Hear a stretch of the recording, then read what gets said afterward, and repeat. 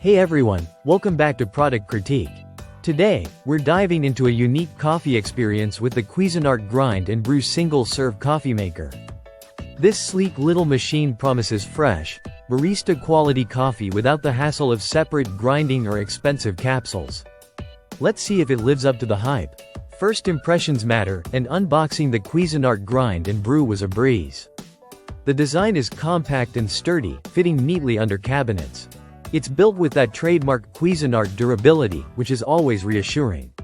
Setting up the machine was straightforward. After a quick rinse, I was ready to grind and brew my first cup. It's designed for simplicity with just a few buttons, perfect for that bleary-eyed morning routine. Now, onto the performance. This machine grinds fresh beans for each cup, which is a game-changer for coffee purists.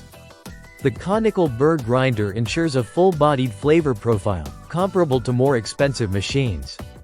Brewing is quick, about a minute for a strong espresso or just a bit longer for larger cups. Plus, it's surprisingly quiet during brewing, which is a nice touch for those early mornings. Taste-wise, I was impressed. Whether you prefer a bold espresso or a larger cup to kickstart your day, the Cuisinart Grind and Brew delivers. It's versatile too, works with both fresh beans and pre-ground coffee, giving you options depending on your mood. Cleaning up is a breeze with parts that come apart easily for washing.